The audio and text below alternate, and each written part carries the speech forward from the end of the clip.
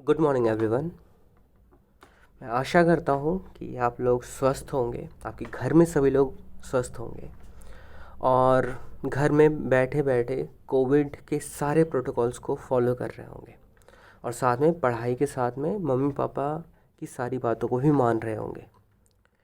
तो इसी आशा के साथ में आज का क्लास स्टार्ट करते हैं। इस चैप्टर में जो कि बहुत थोड़ा सा सिलेबस था, तो मतलब ये ऑलमोस्ट ओवर होने की तरफ है।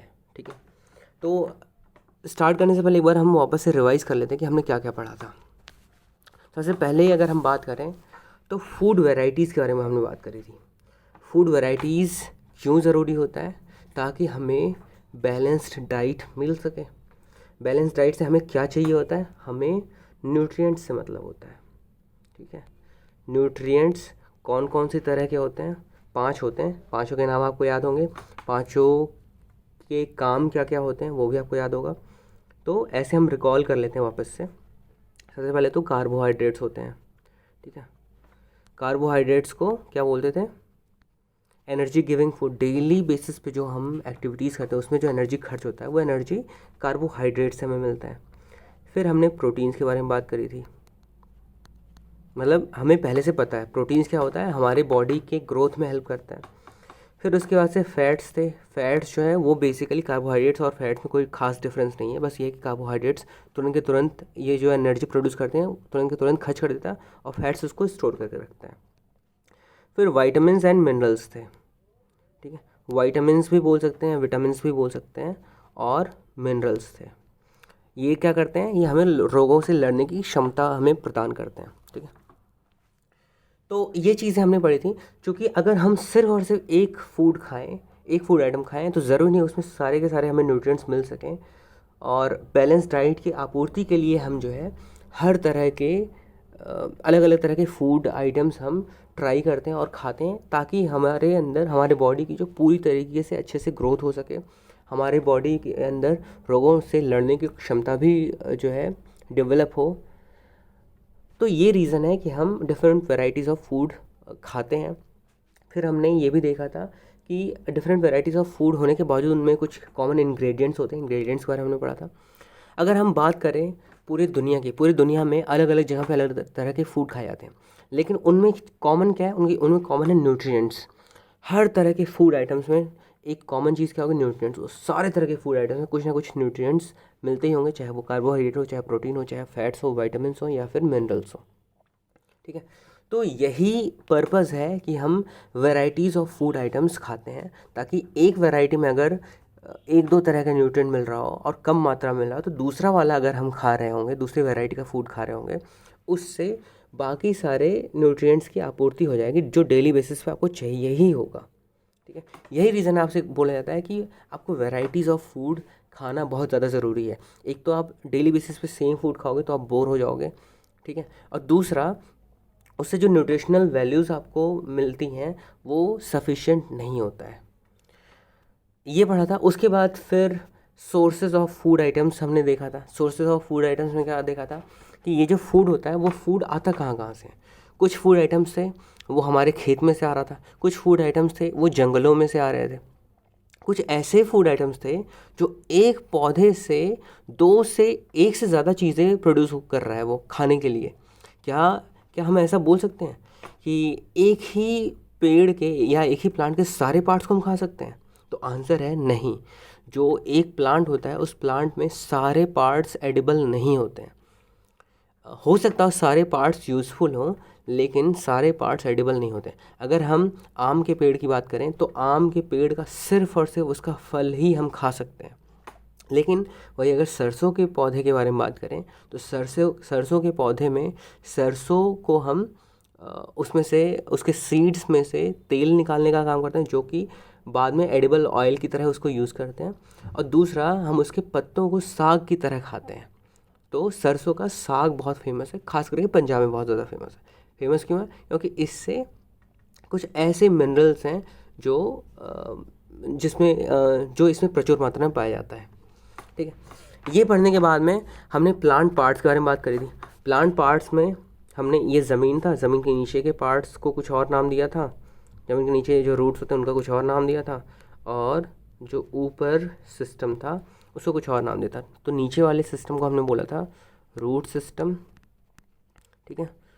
फिर ऊपर वाले पार्ट को हमने क्या बोला था, शूट सिस्टम, SHOOTSYSTEM, ठीक है। ऊपर वाले पार्ट को, ये सारी चीज़ें हमने पहले से पढ़ रखा है, ये बस सिर्फ और सिर्फ हम रिवाइज कर रहे हैं। तो ये दिखाना चाहता हूँ कि कितनी जल्दी से हम रिवाइज कर सकते हैं अगर हमने प्रॉपर वे में पढ़ा हुआ है। तो रूट सिस्टम में हमने पहले से पढ़ा हुआ है कि रूट्स दो तरह के होते हैं। कौन से दो तरह के रूट्स होते हैं, एक तो टैप रूट होता है और दूसरा क्या होता है, फाइब्रस, FIBROUS। ये इस बुक में नहीं दिया हुआ है लेकिन फिर भी हम पढ़ेंगे अभी। ये शायद हम आपने पहले भी पढ़ा हुआ और इस बुक में भी बाद में दिया हुआ है, तो ठीक है कोई बात नहीं, हम पहले से पढ़ लेते हैं, चलता है।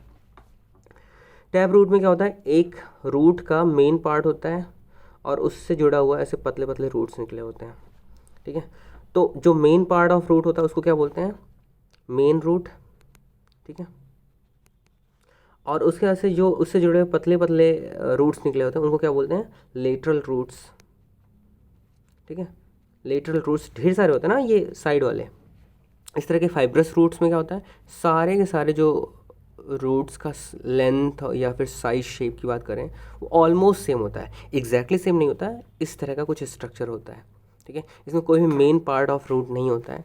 इस तरह के रूट्स को क्या बोलते हैं, फाइब्रस रूट्स। ये क्लियर हो गया था।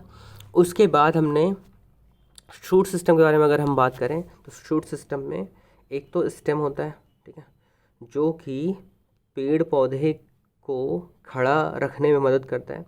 ये एक तरीके से बैकबोन होता है किसी पेड़ का। दूसरा, जो भी लीव्स फूड प्रिपेयर करते हैं उन लीव्स को डिफरेंट पार्ट्स, उस प्लांट के डिफरेंट पार्ट्स में पहुंचाने के लिए भी स्टेम ही काम में आता है, ठीक है। उसके अलावा और क्या करता है, पानी जो है, पानी या फिर मिनरल्स जो रूट्स से ऊपर आ रहा था उन रूट्स को भी लीव्स तक पहुंचाने में मदद करता है। हमने पहले से पढ़ा हुआ है फोटोसिंथेसिस के बारे में। ये फोटोसिंथेसिस जो प्रोसेस होता है वो लीव्स को क्या क्या चाहिए होता है, सनलाइट चाहिए होता है, कार्बन डाइऑक्साइड चाहिए होता है, मिनरल्स चाहिए होते हैं और वाटर चाहिए होता है। तो ये मिनरल्स, वाटर, सनलाइट और मान लो कार्बन डाइऑक्साइड तो एटमॉस्फेयर से मिल जाता है, लेकिन पानी और मिनरल्स ये कहाँ से मिलेगा, ये तो ज़मीन से मिलेगा, लेकिन ज़मीन से लीव्स तो बहुत ज़्यादा दूर है, डायरेक्टली ले नहीं सकते। तो उसको पहुँचाने का काम कौन करता है, उस पानी को या फिर मिनरल्स को पहुँचाने का काम ये स्टेम ही करता है, ठीक है। तो स्टेम का ये पार्ट हो गया था। तो स्टेम से जुड़े हुए लीव्स भी होते हैं, लीव्स के साथ में कुछ फ्लावर्स होते हैं, फ्लावर्स के अलावा फ्रूट्स हो सकते हैं, फ्रूट्स के अलावा नोड्स होते हैं, दो नोड्स के बीच का जो डिस्टेंस होता है उसको इंटर नोड बोलते हैं। उसके बाद से नोड्स के पास में छोटे छोटे स्ट्रक्चर्स होते हैं, अंडर डेवलप्ड प्लांट पार्ट्स होते हैं, उसको हम क्या बोलते थे, बर्ड्स बोल रहे थे। तो ये सारी चीज़ें हमने बेसिक आइडिया हमें लग गया था, और इतना ही आसान है इसको याद करना। अगर आपको वो स्ट्रक्चर ढंग से याद नहीं हो रहा है जो प्लांट पार्ट्स के बारे में दिखाया हुआ है, तो वो आपको प्रैक्टिस करनी है, ढेर सारी ड्राइंग बनाना है, ड्राइंग बना के जो है वो लीव्स वगैरह दिखाना है, फिर उससे से फ्लावर्स दिखाने हैं, उसमें फ्रूट्स दिखाने हैं, और जितने भी पार्ट्स बुक में मेंशन किया हुआ प्लांट के वो सारे के सारे पार्ट्स मेंशन करना है, इन केस अगर क्वेश्चन पूछा जाता है तो। ऑल्दो अगर नहीं पूछा जा रहा है फिर भी आपके नॉलेज के लिए ये चीज़ें आपको पता होनी चाहिए कि प्लांट पार्ट्स जो होते हैं उनको बोलते क्या क्या है, ठीक है। उसके बाद से लीव्स के भी कुछ पार्ट्स होते हैं, लीव्स में जो है लीफ ब्लेड होता है, फिर मिड रिब होता है, फिर पैरेलल वेनेशन होता है, फिर फाइब्रस वेनेशन होता है, जो भी हो। वेनेशन वगैरह के बारे में हम बात कर रहे थे। वेनेशन वगैरह जो है लीव्स में होता है, जो कि नस जैसा कुछ स्ट्रक्चर होता है, लीफ के बीच में होता है, ठीक है। ये मान लो लीफ है, ये है मिड रिब, और इससे जुड़े हुए ये कुछ वेन्स निकले होते हैं, इन्हीं वेन्स को क्या बोलते हैं, इन्हीं को वेन्स बोलते हैं बेसिकली, ठीक है। उसके बाद से जो लीव्स होते हैं, लीव्स के निचले पार्ट में कुछ होल्स होते हैं, उन होल्स को स्टोमेटा बोलते हैं। उसके थ्रू कार्बन डाइऑक्साइड जो है अंदर लेता है, ऑक्सीजन बाहर निकालता है, उसके थ्रू जो है वाटर को भी रिलीज़ करता है बाहर एटमॉस्फेयर में। तो ये कुछ चीज़ें थी जो हमने बहुत पहले से जाना हुआ है, और ये सारी चीज़ें हमें पता होना ज़रूरी है। उसके बाद हमने बात कर रहा था, क्या हम एनिमल्स या एनिमल प्रोडक्ट्स यूज़ करते हैं एज ए फूड का सोर्स, ठीक है। तो फूड के सोर्स के तौर पे हम एनिमल्स के कई सारे पार्ट्स को यूज़ कर सकते हैं। एनिमल का फ्लैश यूज़ करते हैं, एनिमल का मीट यूज़ करते हैं।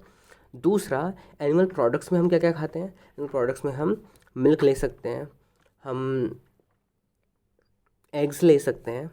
तो मिल्क और एग्स मेन चीज़ें हैं। मिल्क से वो बात अलग है, मिल्क से जो है अलग अलग कई सारी चीज़ें बन सकती हैं। जैसे मिल्क से चीज़ बन सकता है, पनीर बन सकता है, कर्ड बन सकता है, और बटर बन सकता है, घी बन सकता है। ये सारे एनिमल प्रोडक्ट्स में ही आएंगे। क्लियर है। और बहुत सारे ऐसे एनिमल्स हैं जो प्लांट्स को एज ए फूड का सोर्स यूज़ करते हैं। कुछ ऐसे एनिमल्स हैं जो एनिमल्स को as a source of food use करते हैं। यहाँ तक सारा कुछ क्लियर हो गया था। इसके बाद अगले स्लाइड में हम चलते हैं। अगले स्लाइड में स्प्राउट के बारे में बता रहा है। स्प्राउट किसको बोलते हैं? इसको हिंदी में अंकुरित बोलते हैं। अंकुरित बीज, ठीक है, अंकुर बोल सकते हैं या फिर अंकुरित बीज। अंकुर क्या होता है? प्लांट, अपने अगर आपके घरों में आपने देखा होगा कि चना रखा हुआ होता है। चने को एक दिन के लिए पानी में सोख करके रख देते हैं, फिर उसमें से पानी निकाल के उसको गीले कपड़े के अंदर लपेट के रख देते हैं चने को। अगले दिन जो है उसमें से छोटे छोटे नन्हे नन्हे पौधे निकलने लगते हैं, वाइट वाइट कलर के। बस उसी स्टेज को क्या बोलते हैं? अंकुर या फिर स्प्राउट, ठीक है। अगर वो चना है तो स्प्राउटेड ग्राम बोल सकते हैं। ये इस तरह का स्ट्रक्चर हमने जनरली दो चीज़ों में देखा हुआ है जो हम खाने के लिए यूज़ करते हैं। एक तो चना हो गया, दूसरा मूंग की दालें हो गई। बाकी सारे जो स्ट्रक्चर्स होते हैं जिनमें से इस तरह के स्प्राउट्स निकलते हैं उसको हम जनरली नहीं खाते हैं। लेकिन जो है स्प्राउट आपको आई होप समझ में आ गया हो। इसको इंग्लिश में क्या लिख रहा है? टू बिगिन टू ग्रो और to produce new leaves. Sprout का मतलब ये होता है टू बिगिन टू ग्रो और to produce new leaves. Just अभी ग्रोथ स्टार्ट हुई हो किसी भी तरह के सीड में, उस इनिशियल उस फर्स्ट स्टेज को क्या बोलते हैं? स्प्राउट। अगर ग्राम में वो स्प्राउट निकल रहा है तो स्प्राउटेड ग्राम। अगर वो मूंग की दाल में निकल रहा हो तो स्प्राउटेड मूंग की दाल हम बोल सकते हैं, ठीक है। लेंटिल्स एक तरीके के होती हैं ये दालें। फिर उसके बाद अगला टर्म है नेक्टर। नेक्टर को क्या बोलते हैं? Sweet juice. स्वीट जूस किसके? जो फ्लावर्स होते हैं उसके। फ्लावर्स के स्वीट जूस का होता क्या है? फ्लावर्स के स्वीट जूस को जो बीज होती हैं, हनी बीज होती हैं, या फिर दूसरे ऐसे छोटे छोटे इंसेक्ट्स जो उस जूस को सक करते हो, जैसे बीटल्स भी हो गए और भी कई सारे तरह के छोटे छोटे कीड़े मकोड़े हो सकते हैं। तो वो सक करके करते क्या है? वो कुछ जानवर जो है फूड के फॉर्म में उसको यूज़ करते हैं। जो बीज हैं उनका सबसे अच्छा एग्जाम्पल है कि उस नेक्टर का वो क्या करती हैं? उस नेक्टर को सक करती हैं, ठीक है, उस फ्लावर में से, और उसको किस फॉर्म में कन्वर्ट करते हैं? उसको हनी के फॉर्म में कन्वर्ट करते हैं। बाद में वो हनी हम लोग यूज़ कर लेते हैं, वो बात अलग है। लेकिन ये जनरली उस फूड को स्टोर्ड फॉर्म में यूज़ करते हैं। ये हनी इस तरह का कुछ स्ट्रक्चर दिखता होगा। जब इसके ऊपर से ये बीज हट जाती हैं, ये जो बी हाइव है या फिर बी हाइव है, बी हाइव में से ये जो बीज जब हट जाती हैं तो वहाँ पे अंदर इस तरह का कुछ स्ट्रक्चर दिखता है, यही हनी है, ठीक है। इसको बाद में इंसान जो है प्रोसेस करके उसको बेचने के लिए यूज़ करते हैं, ठीक है। तो ये कुछ टेक्निक्स होते हैं। इन टेक्निक्स से भी हम जो है डिफरेंट फूड आइटम्स हम ले सकते हैं, एक्सट्रैक्ट कर सकते हैं डिफरेंट पार्ट्स ऑफ नेचर से, ठीक है। तो यहीं पे हमारा ये चैप्टर कंप्लीट होता है। बाकी किसी तरह का कोई भी डाउट हो तो आप पूछ सकते हो। लेकिन जितनी भी एक्टिविटीज़ आपको दी हुई हैं वो सारी एक्टिविटीज़ आपको करना कंपलसरी है। और नेक्स्ट लेक्चर में मैं आपको कुछ और टास्क देने वाला हूँ। नेक्स्ट लेक्चर में होपफुली सिर्फ और सिर्फ आपको टास्क ही करने होंगे, और पूरी ईमानदारी के साथ में टास्क करना ज़रूरी है। और फिर से याद देना चाहता हूँ आपको कि कोविड प्रोटोकॉल्स को फॉलो करना आज के टाइम में बहुत ही ज़्यादा कंपलसरी हो गया, नेसेसिटी हो गई है। कुछ दिनों की बात है, उसके बाद सब कुछ नॉर्मल जब हो जाएगा तो आप बिल्कुल अपने रेगुलर रूटीन में आप वापस से आ सकते हो। जैसे आप बाहर खेलना हुआ, ठीक है। तब तक जो है, जब तक नहीं ठीक हो जाता सारा कुछ, तब तक आपको थोड़ा बहुत झेलना ही है, ठीक है। चलो इसी बात पे एंड करते हैं इस लेक्चर को। Thank you.